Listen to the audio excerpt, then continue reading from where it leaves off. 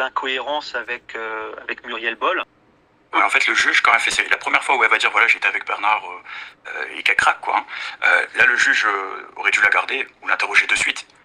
Mais voilà, apparemment, c'était un amateur de randonnée, des choses comme ça, donc il préfère partir en week-end.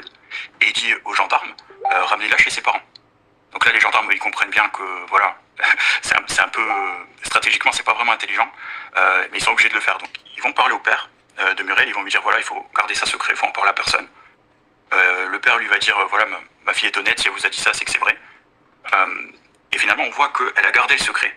Et finalement, c'est à cause du juge Lambert qui, lui, va le dire à la France entière, et que tous les membres de la famille, finalement, vont l'apprendre. On sait qu'il y a d'autres gens qui pensent que non, voilà, elle a été manipulée par les gendarmes ou quoi, donc voilà. Et ensuite, le lendemain, finalement, elle va retirer tout ce qu'elle a dit, quoi. Elle va dire non, j'ai été manipulée par les gendarmes. Je sais plus les détails exacts, mais elle dit même le gendarme m'a crié dessus 22 fois, et on s'étonne du fait qu'elle ait comptabilisé le nombre de fois où il est une gamine qui a subi l'affaire de plein fouet. C'est un dommage collatéral, comme on dit, malheureusement. Et c'est vrai que quand tu vois ces rétractations, tu sens un peu l'automate quand elle parle, quand même. Tu sens vraiment qu'elle a appris un texte, qu'on lui a fait apprendre un texte de force.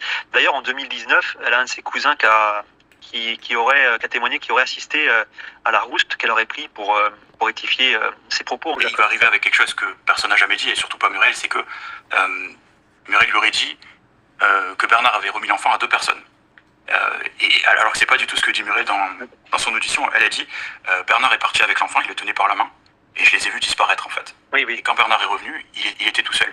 Et elle dit j'ai imaginé qu'il avait remis l'enfant à un ami du papa. Nous avons roulé pendant environ 5 minutes. Nous sommes arrivés dans une localité que je ne connais. C'est simplement le lendemain que j'ai appris qu'il s'agissait de Decelles. Arrivé dans ce village, Bernard est descendu avec le petit. Je n'ai pas quitté le véhicule. Je ne peux vous préciser le temps qu'il s'est absenté. Une chose est sûre, Bernard est revenu seul. Bernard rendait service à Jean-Marie en emmenant, alors tout en disant qu'elle n'a pas reconnu le petit Grégory. Hein, c'est ça qui est étrange. Elle comprend quand même que c'était pour ramener le petit à un ami de son père pour rendre service à Jean-Marie.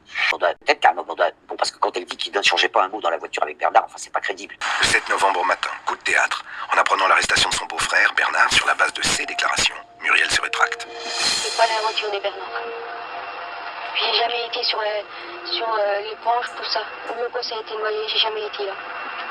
Je connais pas l'éponge d'où celle.